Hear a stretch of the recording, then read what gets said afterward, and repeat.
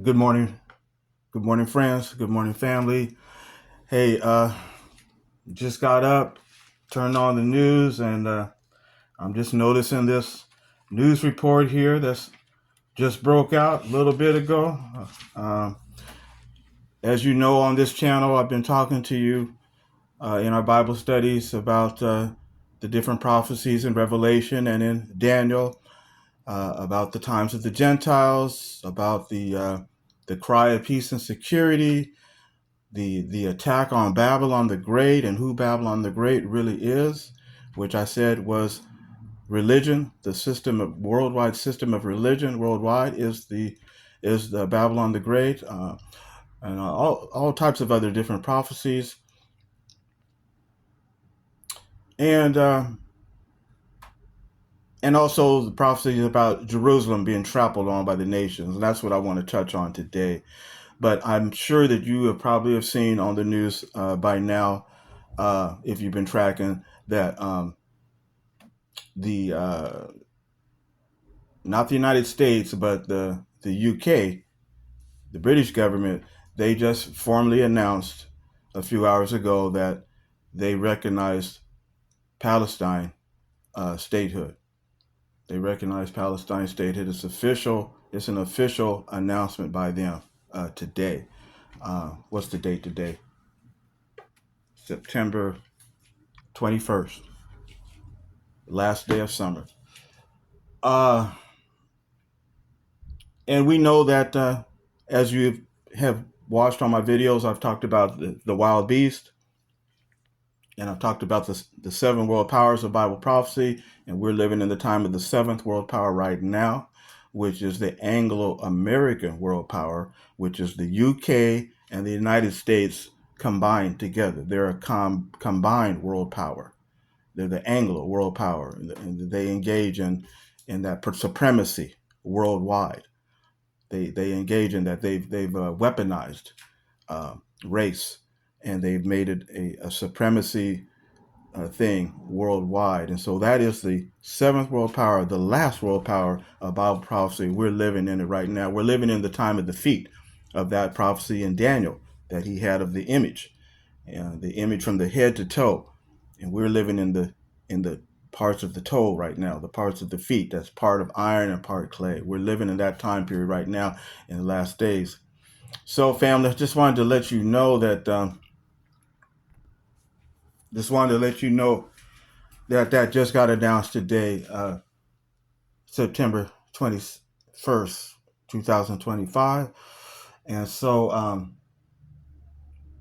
we know that when the nations cry peace and security, as mentioned there in First Thessalonians chapter 5, verse 2 and 3, we know it's going to be a fake announcement. We know it's not going to mean anything because we know that only the Most High Yah can bring about true peace and security on the earth. And he's promised to do this ever since his first prophecy there in the Garden of Eden. Remember that? As soon as Adam and Eva listened to the serpent and they broke the Most High's law and ate of that tree of good and bad, the Most High gave that the very first prophecy that the seed would come and would crush the serpent in his head. And we are getting near to that time. We're not there yet, but we're getting near to that time. But we know that the Most High has all these things in control. They're all in his right hand, in the palm of his right hand. He's. It's not saying that he is not giving us freedom of choice. He gives the nations freedom of choice, but he knows what's going to be the ultimate ending of this whole play. He knows what's going to happen in the final scene of this play when the curtain goes down, because he's already prophesied it in Genesis chapter 3 verse 15. So like I say, the UK, they just made this announcement today that they recognize Palestine as a state, and also I think several other countries have already recognized it. And I think today Australia and Canada also came out today as well. And so we see that this is we're heading of uh, down that path of when they cry peace and security. And there's a lot of activities going on this month, friends. The United Nations, they just convened for their General Assembly. They've got some meetings set up, I believe, this week. all this week they've got some meetings set up. I believe starting. Well, it started last week, but I think this week there's a lot of activity going on, and there's some ships that are coming in, some flotillas that are coming into the Gaza Strip there, and some are saying that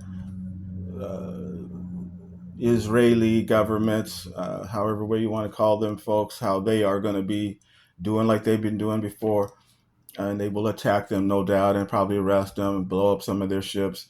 And there's about 50 ships coming in. They say it's going to be like 500 people on these ships, but they're also saying that Egypt and Turkey, the nation of Egypt and the nation of Turkey, have made an announcement just a couple of days ago, just made an announcement out of nowhere that they are going to be having uh, joint, how do they call that, when they get together and they have their Navy exercises. They just announced they're going to have a joint exercises of their Navy military starting tomorrow as well. Isn't that a coincidence? In the Persian, not in the Persian Gulf, but in the Mediterranean, off of Gaza, right at the time that these flotilla ships are coming in, and so it's a lot of activity going on. So I'm not trying to predict the Most High. You know, He's already got it in His Word, and He knows how this is all going to come out. But I'm just saying, I had a feeling early on, like around July of this year, that something, I just felt like something crazy is going to happen this year. And there's all kind of crazy things that have been happening. You could point your finger on any of them, but I just had a feeling as far as the prophecies in Daniel and Revelation, I just felt like, because usually September and October are usually when a lot of prophecies occur. There's other times of the year too, but it seemed like September and October, as far as the times of the Gentiles, these are huge months as far as Bible prophecy. So I just wanted to come out and let you know, family, of these events. I'm not going to stay long. I just wanted to come out and mention about this here. And so, in conclusion, I just want to share with you about Jerusalem, what Jerusalem means in Luke chapter 21, verse 24. Some people have gotten that prophecy. They have certain ones have different understandings about that prophecy, where it talks about how Jerusalem will be trodden down. And so, what is Jerusalem in that scripture? Is it talking about the land? Is it talking about the people? Is it talking about the kings? What is Jerusalem in that scripture, Luke 21:24? Let's just cover that real quick here.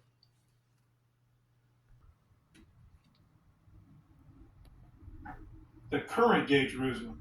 Now, many people believe that the Messiah is going to return there in the second coming. Others believe that Yah's kingdom will be rebuilt there, or that the temple will be rebuilt there. Okay? Well, let's take our Bibles and let's read Luke chapter 21, verse 24. And here it reads, "And they shall fall by the edge of the sword." This is Joshua speaking. We remember he was given his prophecy about the last days, the sign of the last days, and of his coming. "They shall fall by the edge of the sword, and shall be led captive into all nations, and Jerusalem shall be trodden down of the Gentiles until the times of the Gentiles be fulfilled." So, question, was Yeshua indicating a restoration of earthly Jerusalem? Did Yeshua mean that Yah's kingdom and the line of David would be restored in the true location of Jerusalem? Now, we know that some believe that Jerusalem was in a different location. Some believe that it was in West Africa, in the interior of Africa. Although, as I state in my book, where Jerusalem is in the Middle East, which we know that was a made-up term, but my understanding is that was part of Africa. Africa controlled that area of where Jerusalem and Jordan and Lebanon and Gaza and all that was part of Africa too. That's my understanding, as I explain in my book. But I know that others believe that Jerusalem was in the interior of Africa. So but those are the two questions I wanted to propose to you based on that scripture we just read in Luke 21:24. Was Joshua indicating a restoration of earthly Jerusalem? Because he said Jerusalem would be trodden down until the times of the Gentiles are fulfilled. So did he mean that? Did he mean that Yah's kingdom and the line of David would be restored in the true location of Jerusalem? Well, I want to tell you, friends, it does not refer to earthly Jerusalem. The Jerusalem that's mentioned in Luke 21:24 does not refer to earthly Jerusalem. And it also does not refer to the earthly Jerusalem that was captured by the British in 1917 and remained under mandate to British rule until 1948 when the Republic of Israel began. Doesn't refer to that either. Nor does Luke 21:24 refer to any other location on earth that is considered to be Jerusalem. Why and how do we know that? Why do I say that? Why do I say that, family? Let me show you from the scriptures. Let's take our Bibles and let's go over to Matthew chapter 24 and verse 3. Matthew 24, verse 3. Now I'm going to read it first from the King James, and then I'm going to read it from a Greek English translation where they have the English on one side of the page and they have the Greek on the other page. So here we go. Matthew 24, verse 3. It says, "And so he sat upon the Mount of Olives. The disciples came unto him privately, saying, Tell us, when shall these things be? And what shall be the sign of thy coming and of the end of the world?" Now let me read it to you from the English Greek translation. And keep in mind here, it says, Tell us when shall these things be, and what shall be the sign of thy what? The sign of thy coming. Well, let's find out what Greek word were the translators of the King James Bible referring to when they translated this into English. What Greek word were they translating the word coming from? Now, this is from the emphatic diaglot, containing the original Greek text of what is commonly styled the New Testament. The emphatic diaglot by Benjamin Wilson. I think he published this. This is a 1942 edition, but I believe the original came out in 1865.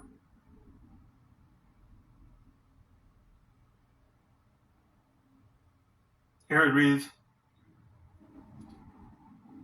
"And as he was sitting on the Mount of Olives, the disciples came to him privately, saying, Tell us when these things will be, and what will be the sign of thy presence and of the consummation of the age."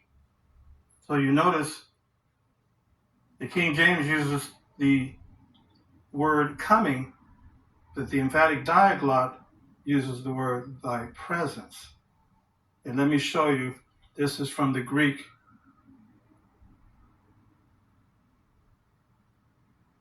Let's see if I can find that verse here. It says here, sitting and of him upon the mountain of the olive trees. My eyes are not that good. Came to him the disciples privately, saying, Tell to us when these things shall be, and what the sign of thy presence and of the end of the age.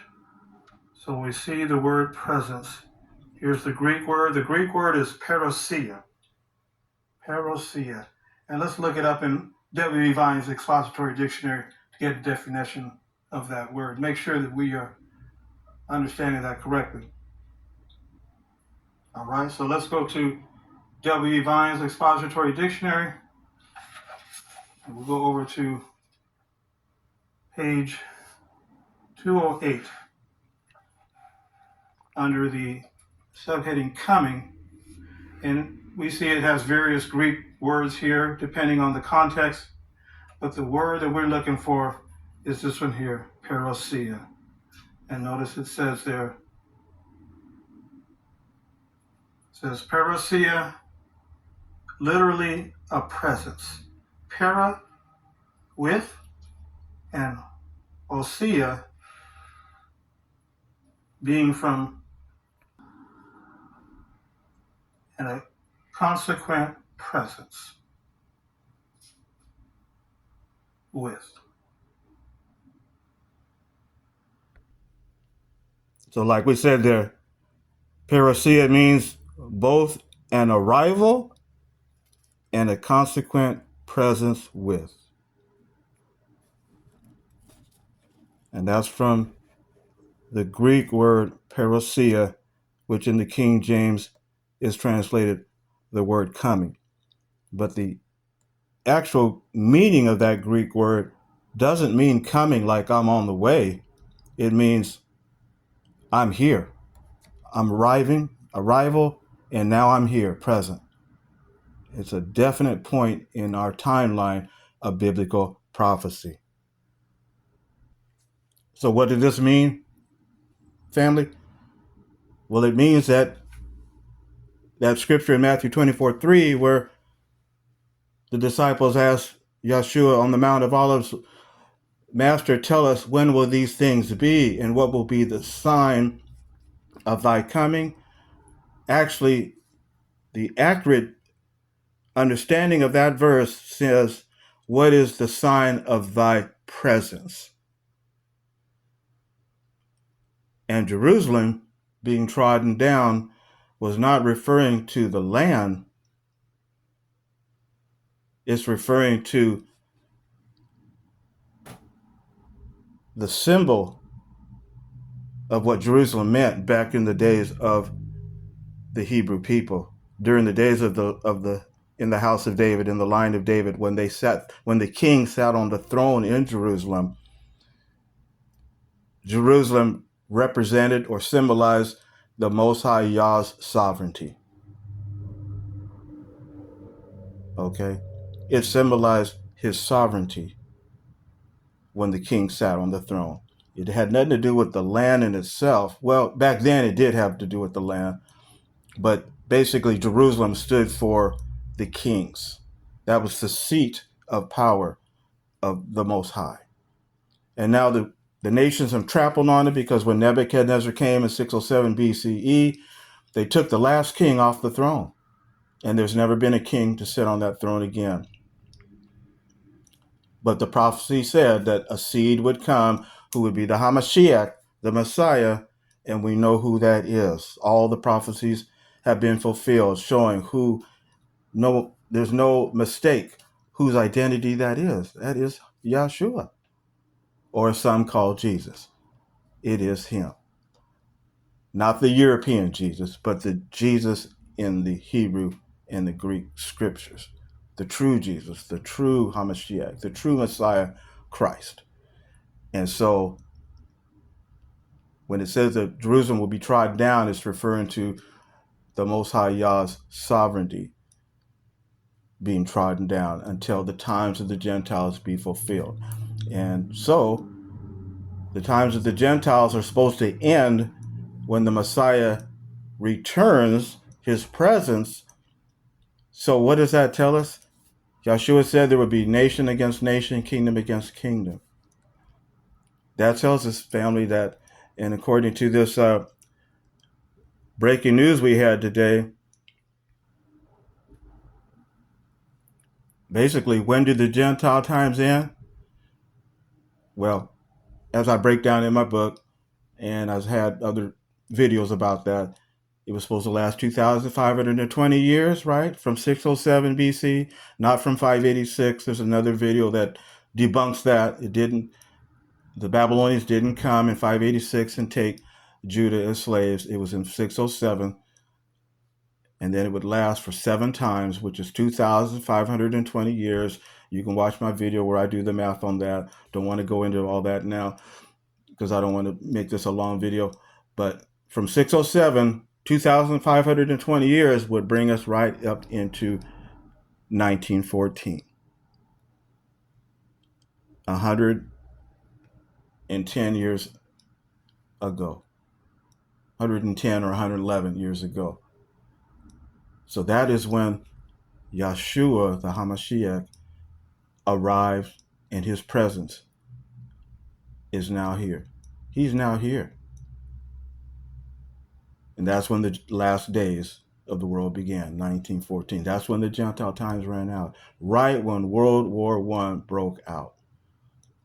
Because Satan was kicked out of heaven down to the earth, and he tried to cause this war to turn people's attention, a diversionary tactic, to turn them aside from the fact that the Hamashiach, Yeshua, was being coronated at the end of the Gentile times, and he sat down on the throne in heavenly Jerusalem. And so he's been reigning since 1914, family. There's no joke. Serious.